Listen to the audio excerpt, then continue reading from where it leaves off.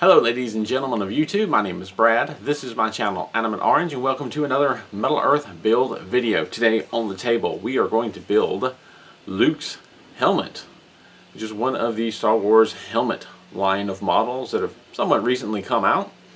Now, I've already done Darth Vader's helmet and it was more challenging than I expected. These particular models do not have a difficulty scale on the back, so I can't tell you what their predicted difficulty level is, but judging from Darth Vader's helmets, I would have to say they're fairly difficult. Will this one shape up to be the same? Well, let's go to the table, open the package up, see what's inside, and put it together. Time to open up Luke Skywalker's helmet. Grid 5. And see what's inside. I'm expecting 2 sheets of metal, because that's what the package says, and that's what I've got. 2 metal sheets, rather large parts, hopefully not quite as confusing as Darth Vader's helmet. We have the one piece of paper for the instructions. Before you open that up, it's winter time, my hands are a bit dry. Flip it over. We have 4 pages. We open up to the front part, to the page 1. Got a few things in my way here. I need to work on a organizer for some of these tools. On the front page, page 1, we have Star Wars and Metal Earth logos. We have a line drawing of the completed helmet in one of the sheets. We have our 360 view notation with a QR code you can scan with your phone or just type in this web address on your computer. That'll give you a 360 degree view of the completed model for reference. That'll come in handy sometimes. Below this little line here, you've got a sample part with a notation of insertion tabs, insertion holes, and fold lines. Insertion tabs ultimately go in insertion holes, not necessarily on the same part, but sometimes. Fold lines are pre-scored areas or pre-laser cut areas where things fold or curve. And then we have the legend over here, which has gotten more complicated in later years. But in E, or when you see an E, that's pointing at an engraved side or section. NE is pointing at a non-engraved side or section of the model, so you know which way to orient it when you're assembling or folding parts. P is pointing at the painted side, so there may be a side that's painted, kind of like the engraved, and a side that's not painted, which we'll just have to address that when we get to it. So I can see that being possibly a tad confusing. And then attention point is a little hand. It's usually an alignment issue. Usually when I see an attention point pointing at something, it's trying to tell you to align this tab with this slot, or align it so that this doodad is sticking out in a particular way. Sometimes there's notation that comes with it, but I don't see that very often. Below that you have a blue circle and a green triangle. These are by connection points. The blue circle, when you see that at a connection point, such as over here, it's saying to insert the tabs and fold them over 90 degrees. Green triangle means to insert the tab and twist it 90 degrees, and there's a green triangle there, if you can see that kind of almost off screen. And then some assembly tips about lightly twisting tabs to hold them while you assemble more of the parts, something that I've been saying for a couple of years now in my videos. And a bit about tools. We'll talk about tools here in a second.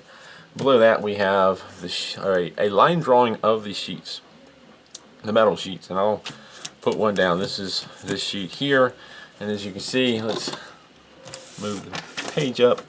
You have the numbers pointing at the parts so that you can easily find the parts. And one little part here that's colored in green. There's probably more than one of those. It's a duplicate part. This is the only example of that situation in this.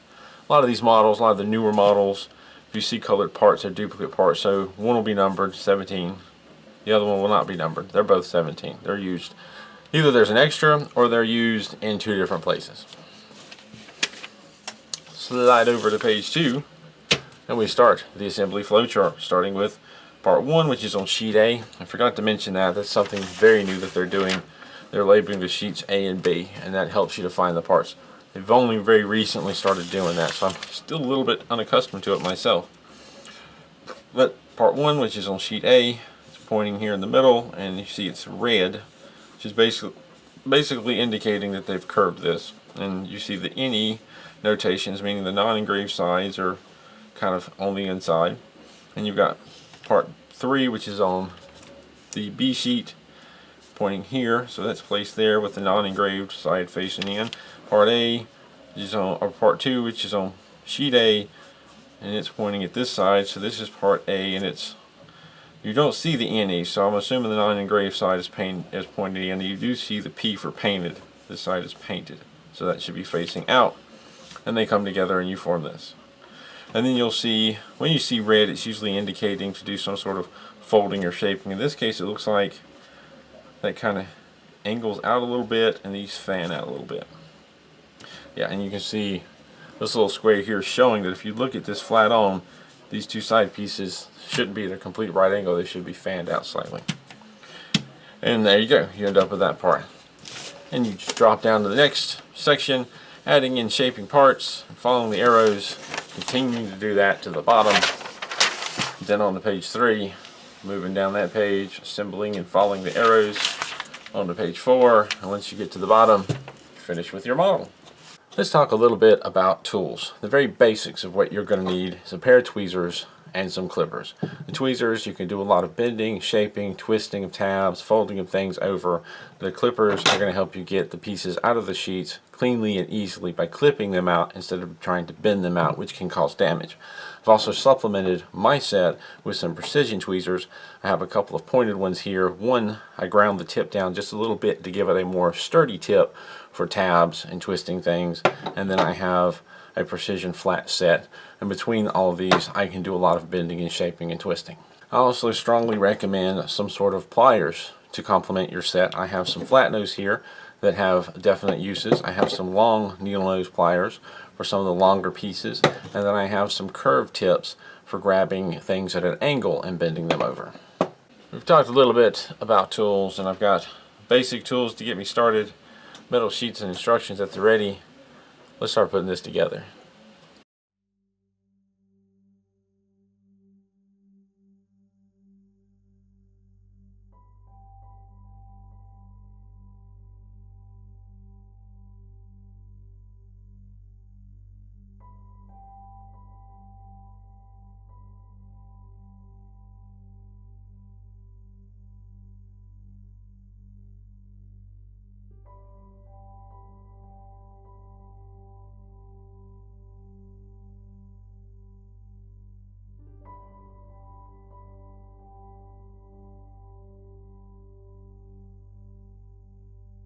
I bend these tabs down thinking that would look neater, but later that would prove to be a weak connection. If I had it to do over, I would have bent all these tabs up and around to make them more secure.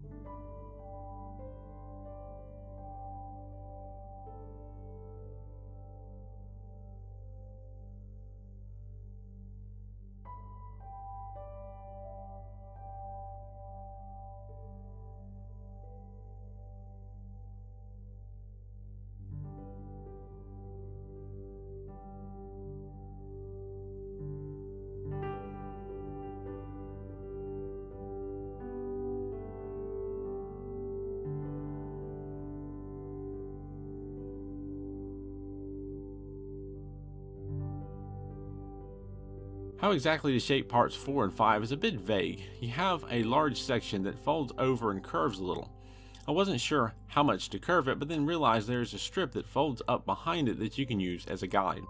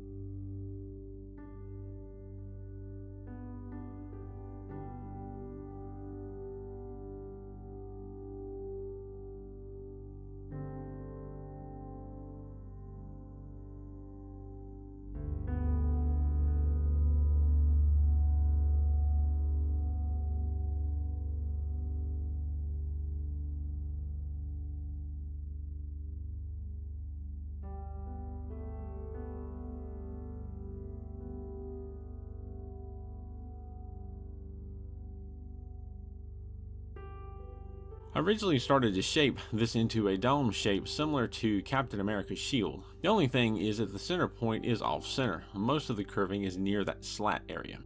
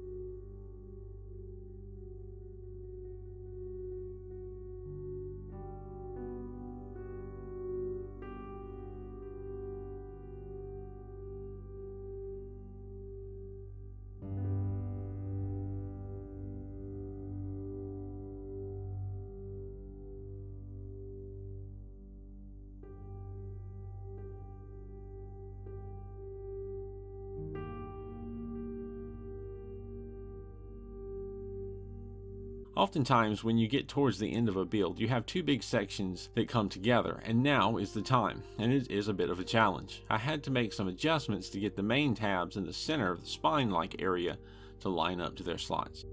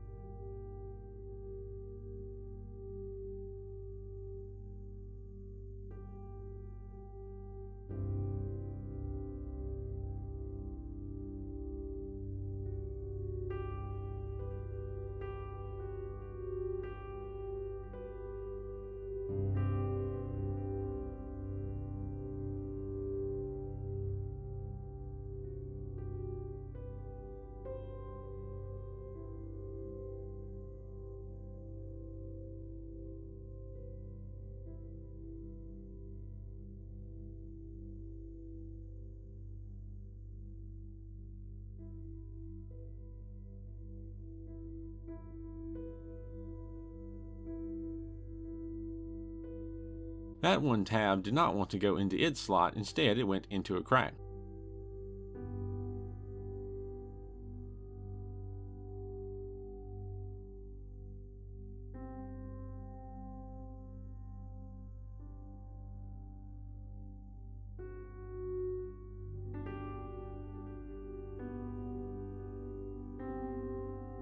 Then it was a stretch to get the side tabs in their place, and as I went on, each tab was tougher to get into place than the last one.